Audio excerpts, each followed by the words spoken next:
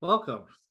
My name is Joe Chapeau, and I'm the Executive Director for the Unitarian Universalist Young Adult Revival Network. It's great to have you here today on September 21st, 2022, for the first of our third Wednesday East Coast worship.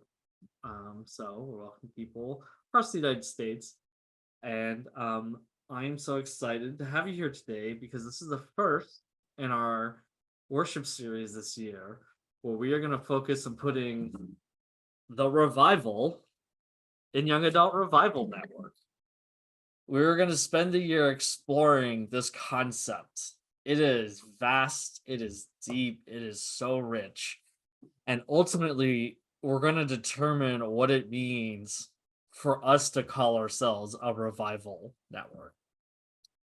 So, to start things off, for today's service, we're going to lightly explore the history of U.S. revivalism. Here in the States, the revival movements are often referred to as Great Awakenings. You may recall studying these in your U.S. history class. And so we're going to study the three main movements, which are known as the first, second, and third Great Awakenings. And we're gonna, like I said, we're gonna explore this history, and then we have a couple folks here today who will be doing, um, they will be doing reflections that relate to sort of the themes of each movement, and so I'm so happy to have them come and share today. We're also welcoming, along with Giancarlo and hopefully Elizabeth, two familiar worship faces. We're here to welcome Zoe Johnston she works at the UU Ministry for the Earth as the young adult for climate justice program. So she's joined the worship team, and we look forward to working with her this year and bringing climate justice to our worship. I invite you to read along with me. We light this chalice for the power of community, the spirit of youth, and the fire of commitment. We light this symbol of our faith as we gather together. So I'm going to offer you some brief history lessons today. And I want to be clear that these are brief. They are basically research. So any history buffs or ministers who watch this, my apologies. I am going to truncate a very complicated story. So for our service today, we will say the first Great Awakening, which occurred in the mid 1700s, was in large part about renewing the spirit of the already churched. The revival movement's adherents strove to renew piety and religious devotion. This was noted during a time when noted revivalist preacher George Whitefield wrote, "I am very persuaded that the generality of preachers talk of unknown, unfelt Christ, and the reason why congregations have been so dead is because dead men preach to them." That's a sick burn for the 18th century. So in the face of this deadness, preachers sermonize on what faith alone can justify as right and good. They put emphasis on renewal of a new birth, when the congregants would undertake as they retook their commitments to their faith and its practices. And this new birth had to come from the heart, or what we might today call an embodied experience. If this sounds like evangelism, you're not far off. And of course, culture change brought division as more conservative churches accused the awoken ones of pandering to the masses and tolerating uneducated preachers. Awoken churches countered that they were bringing religion to the masses and putting new voices on the pulpit. Nonetheless, it was an era of intense religious growth, both in depth and breadth, for the already church. And now I invite Giancarlo to offer reflection. Thank you, Joe. My name is Giancarlo. I go by he, him pronouns. Theologians declared the First Great Awakening. It was deemed necessary in the 18th century to some because of what I've surmised from Joe's explanation, a lack of spirit within congregations, that members were just going through the motions, paying their tithes, and they're showing up for attendance, not really engaged. It was like Creasters before you were allowed to do that. Just showing up on Christmas and Easter. But now people are much more free to leave a religious home that doesn't suit them. That's where a lot of us come in. I've been asked many times why my generation is leaving congregations. And I say, we're just following your footsteps. Many of us left our congregations and church of origin. But today, when it comes to the Great Awakening, I feel like if there's ever a time that it's appropriate for a new sort of Great Awakening, it would be now, in a sense, after wave of uncertainty and a pandemic and having the world sort of ripped out from under us. Many of us who are active in our congregations and our faith are just burned out. We're burned out because the institutions we put faith into have failed us. We're burned out more and more generationally, churched and unchurched, because we're realizing that no promotion, no allocate, no position can save us. That when the chips are down, the things we invest in are a little bit fragile. And so I think that it is appropriate to ask, how are we going to have that Great Awakening, and what's it going to take? And I believe it may take a while.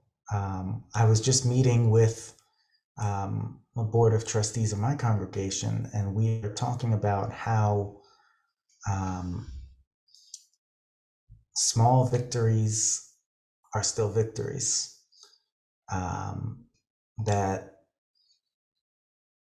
yes, the pandemic is not impacting the world as it once did, but we are all waking up from a long and terrible sort of dream, and we're all waking up and looking at each other. Do you remember that? Do you remember March of 2020? Are you like couldn't find masks because there weren't enough available? TV shows in hospitals were donating their actual masks that they use as props. Oh man, and so we're just coming out of that. We have to be patient with ourselves and loving with ourselves, and so I think this Great Awakening will be less like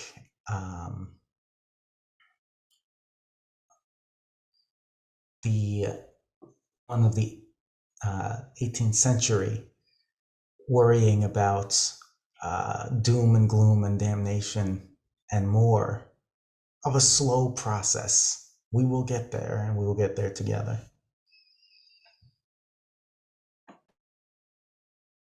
So, unfortunately, our second worship associate was not able to make it. Something came up, and so we have a bit of a backup plan, fortunately, because the Second Great Awakening, which occurred in the late 19th, late 18th, early 19th century, around 1790 to 1840, was in large part focused on not the unchurched, at least for the purposes of our story today. And it was about spreading the new religion. Now, before I share this next thing, I need to be honest that I'm going to tell a story that made me uncomfortable, because it's a very white oriented story. Um, but this is, again, for the purposes of our history lesson, it's going to get told this way. So I'm not here to erase the reality. I'm just telling this particular version. And that this was a time when white European migrants were moving beyond the eastern seaboard, and naturally religion followed. These missionaries would go to places where there wasn't a church, and they would hold these week-long camp and revival activities, and people from all around, or people who have been largely isolated from each other, living in rural and like quote unquote undeveloped America. Um, and they would find community and entertainment and knowledge and guidance and faith and so much more during these periods. In fact, they would be filled with such fervor and vigor and life that they would end up singing and dancing and shouting. Oh my. And of course, and at the same time, even in the more established parts of the United States, church membership soared. Research and reports from the era say that it was particular female and young people, those under 25, were the earlier and greater were converted in earlier and greater numbers. And so suddenly there was this just great effort to bring Christianity in all its forms to this new and developing nation.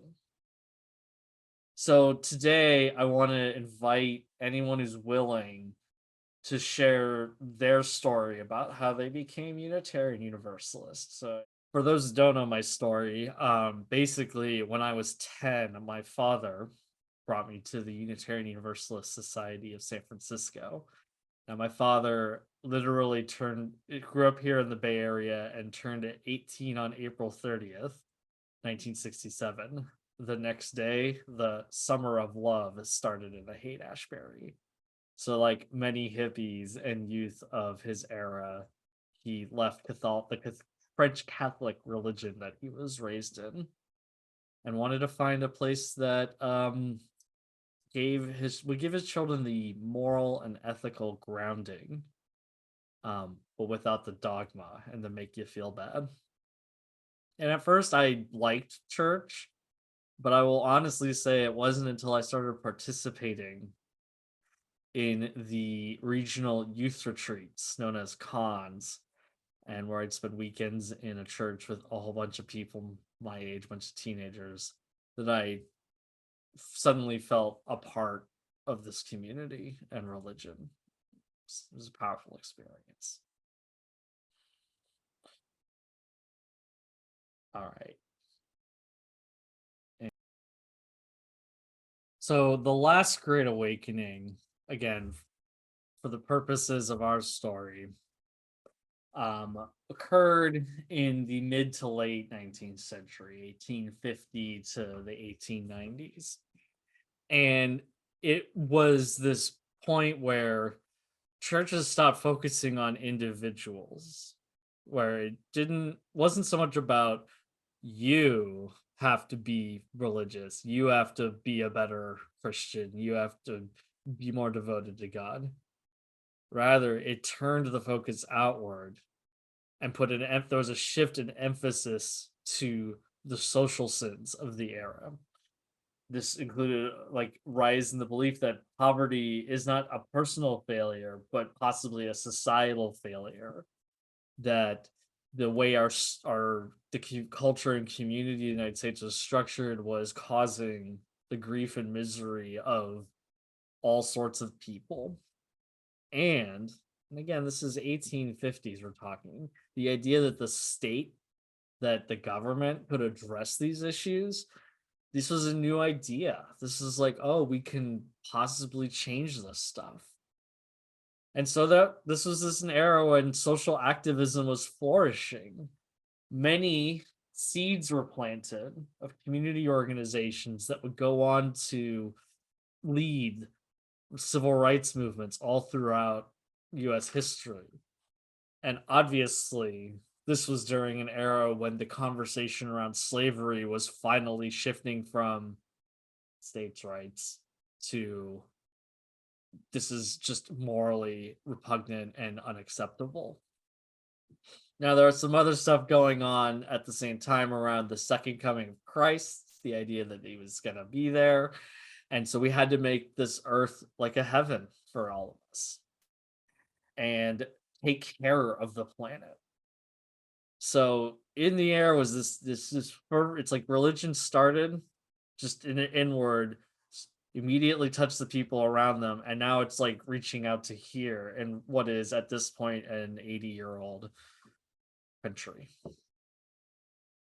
So now I invite Zoe Johnson to reflect on this idea. Thank you. Yes, so my name's Zoe. I use she, her pronouns. I want to start where Joe left off, thinking specifically about the abolitionist movement. Now, before anything, I want to note that enslaved Africans and African Americans had been fighting for their own liberation long before the 1830s. There's documented evidence of at least 250 slave revolts during the 17th, 18th, and 19th centuries. And those slave revolts often drew upon religion for strength, including African traditions, Christianity, and a syncretism of them. But the 1830s, 1840s, 50s is when white Protestants in the US finally turned their attention to equity and equality through emancipation. The Third Revival saw a rise in belief that slavery was a sin and that all men of all races were equal in the eyes of God. This was a radical belief for the time, but what made it truly revolutionary was that they acted upon it. It wasn't a value that remained within church walls, but one that empowered religious activists to join the struggle for justice.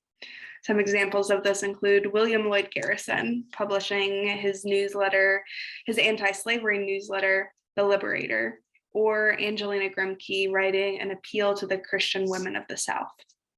It was the work of religious activists in tandem with enslaved and free Black Americans that pushed the country to the precipice of the Civil War and onward to the abolition of the institution of slavery. Now, here we are, nearly 200 years after the Third Religious Revival. The legacy of slavery still lives on through systemic and institutional racism. Economic exploitation and disparity is rampant. We are actively fighting for our right to bodily autonomy and reproductive rights, and climate change is growing exponentially worse. Simply put, the world still needs religious activists. As Unitarian Universalists, our values encompass equity and anti-racism, the same as our religious ancestors. But I think what sets us apart, what makes our religious activists unique, is our commitment to covenant. I'm assuming everyone here has made a covenant in some form. So just a brief summary, a covenant is a set of agreements we make to each other, promises that we hold ourselves accountable to. You likely have a covenant with your church congregation or have made one when smaller groups of UUs come together, like in youth groups or at weekend events. We're a little different from the white Protestants in the 1800s, or I would like to think we are. So many of us are already acting upon our values in the world, protesting in the streets and working to empower our communities. But I think if we brought our practice of covenant out into the world, that would be our revolutionary act. Because the unique thing about our covenant is that it's okay if they are broken. A covenant serves to call us back into relationship with each other, and it also calls us back into the work of justice. Think about my own experience in justice spaces.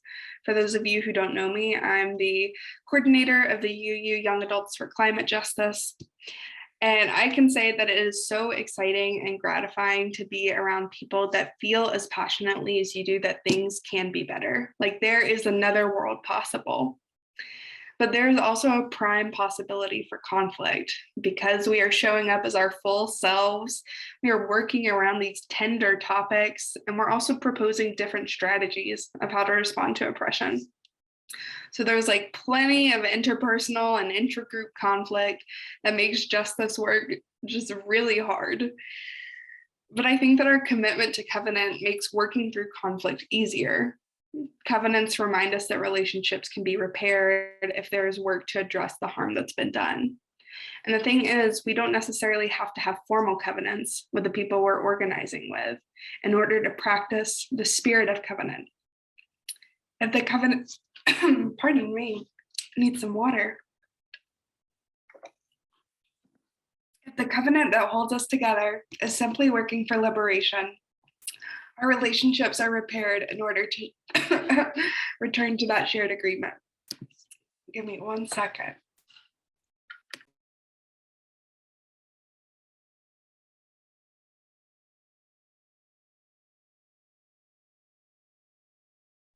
Okay, I'm better. So I also think about all the failures that we experience as activists. Honestly, it's a little disheartening, but I wonder how a covenant could remind us of why we continue our activism. It is not because we are counting on inevitable success. We're not. We do this work because it is the promise we made to one another. We promise to uplift everyone's inherent worth and dignity. We promise to protect the interdependent web of life. In this way, holding true to covenantal promises feels like its own success. UUs are not exactly like the Protestants of the Third Religious Revival. We are already attuned to the woes of our communities and actively working to address them. But I think we can still learn something from the Protestants that brought their values outside of church walls. Our version of a third religious revival is to magnify what we are already doing, to not just be held by a covenant on Sunday mornings or Wednesday evenings, but to bring that practice with us in all aspects of our lives. That will be our revolutionary impact on the world.